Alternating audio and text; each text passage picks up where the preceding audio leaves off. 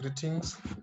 In this small video clip, I'm capturing an important aspect within Indigenous religion where we focus on sacred places. What is important is to be able to define what is a sacred place and also to identify sacred places in Indigenous religion. So, first of all, sacred places. When we are talking about sacred places, we are focusing on that which the indigenous people view or regard in awe, that which is so respected that a certain behavior, certain actions are expected within indigenous religion. So from basic definitional approaches, you may observe that one of the key writers who has contributed to this element of sacred places is that Eliade in 1987, who argued that sacred places are those places which are sanctified, which are believed to be of historical and religious importance. And in indigenous religion, of course, you find that in most circumstances, a sacred practitioner is also involved in proceedings that have to do with a sacred place. The first instance has to do with, or the first example of a sacred place that we can identify is that of a home, or the home, particularly the heart or kitchen. I have written a small blog article where I try also to explore the significance of Chikuva or Huva, where some people call it Bimbili in Isindebele. And it is a very important space or a place within indigenous religion where certain rituals are carried out, particularly that of Kurora, or kunonga within indigenous regions. Sometimes you'd find that even Kurova Gua and other rituals within indigenous religion are carried out within this space. I'm not going to talk more or say much about this place since I've already written on that. If you want to read more about Chikuva or Ohua or Obimbili and also its significance, you can actually log into my blog, humanitiesspecialist.wordpress.com. You can actually find interesting observations that I try to reflect on, especially on its significance, its history, whether is it something that is new or is something that has already existed traditionally within indigenous people in Zimbabwe. Then secondly, another important sacred place that we find in indigenous religion include mountains. And yes, mountains or hills, they are considered to be sacred. And you'd find that according to Eliade, they actually stand high and they give a concrete manifestation of the divine or the sacred. And you'd find that there are a number of mountains which are viewed as sacred in Zimbabwe. And among these include Mount Inyangani, which you can find, which is found in Manicaland province. We also have in Wedza, the Wedza Mountain, which is found in Chikomba district, which is in Mashonaland East. We also have Mount Kilimanjaro. Of course, it's outside Zimbabwe, but it's necessary to consider that even among the indigenous people in Kenya, it's regarded as very sacred. And in modernity, you'd find that these same mountains sometimes are also regarded as tourist attractions. And what is also important is that chiefs were buried in caves, usually situated in sacred hills or mountains. And this is why perhaps the Zimbabwe National Heroes Eka is situated in Warren Hills.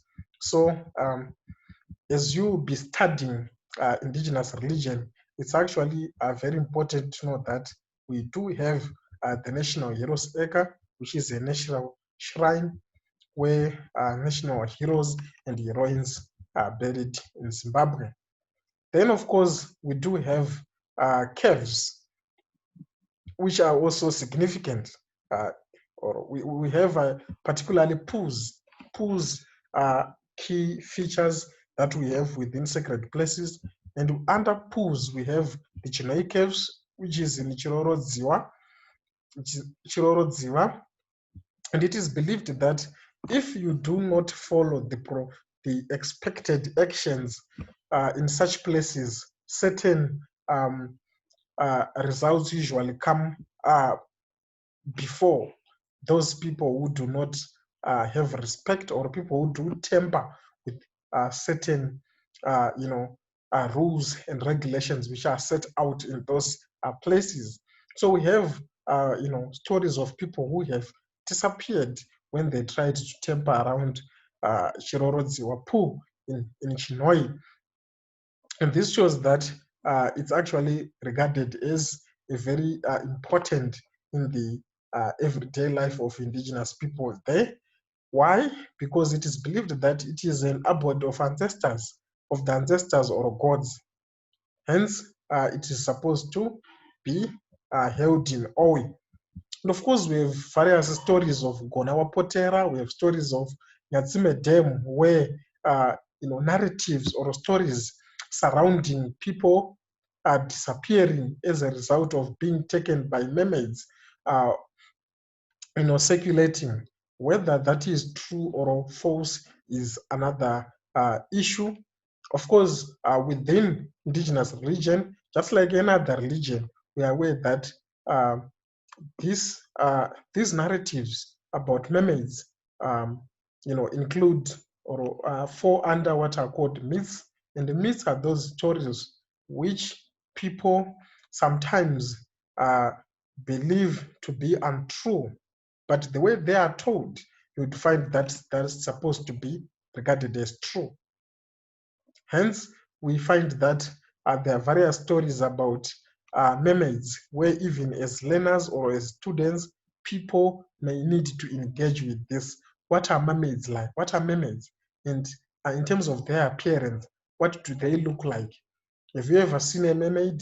And some people claim that they have seen mermaids, and you'd observe that stories surrounding mermaids allow even other people to claim that they have religious powers, or after an encounter with a mermaid, those who are regarded as survivors, or those people who claim to have survived in an encounter with being taken by a mermaid to the underworld, you would find that those people now claim to have some spiritual powers or healing powers, in indigenous religion. And it remains critical and debatable whether mermaids do exist. But such stories within indigenous religion are very common, where people are believed to be initiated into healing.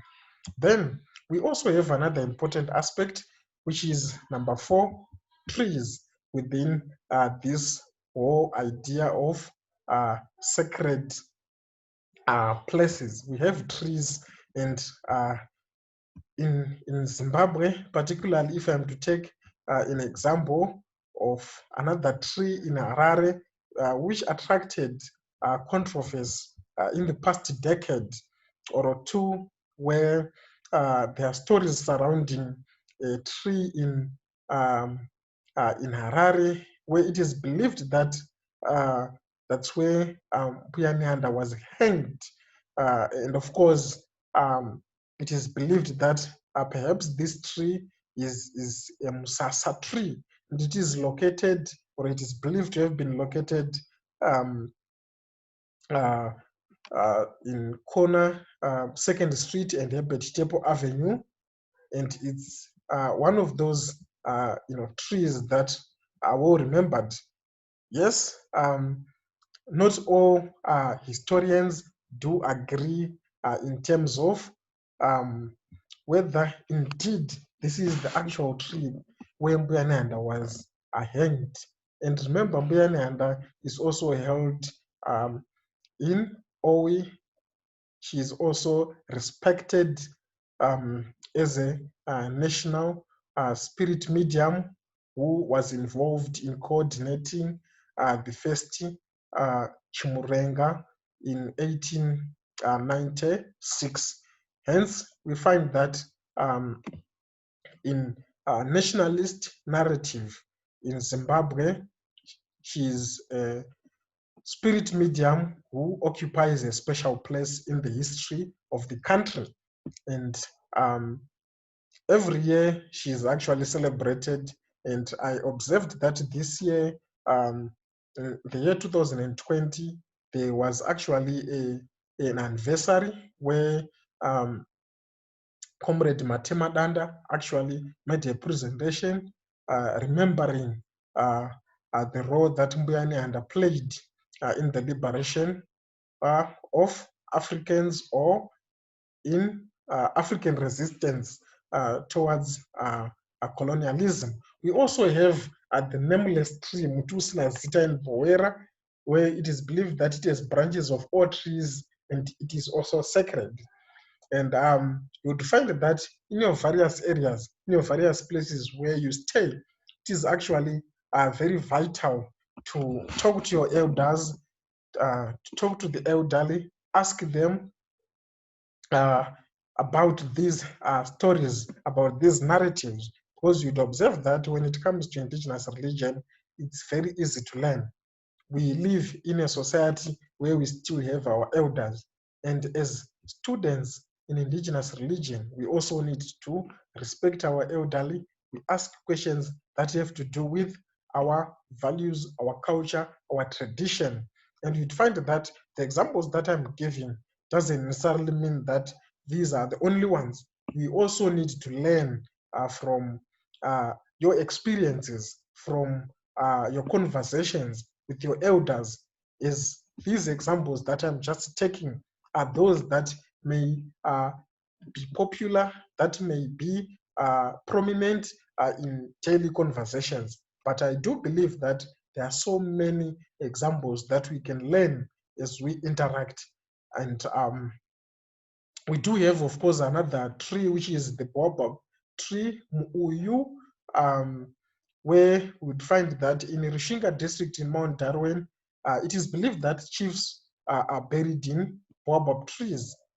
So what is very important is that they are very central, they are very important in daily conversations where people can actually meet, to communicate, and to register their pleas to the Supreme Being.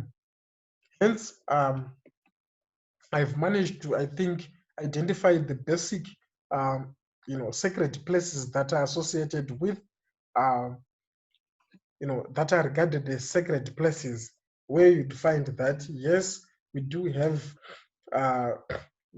mountains, we do have hills, we do have pools, we do have trees, and this is very critical in the study of indigenous religion. And as a student or as a learner in indigenous religion, it's vital to know the centrality of sacred places in indigenous religion. Therefore, I would also ask learners to research, maybe in groups or individually, to go and engage with the elderly people who are in your area, or whom you believe that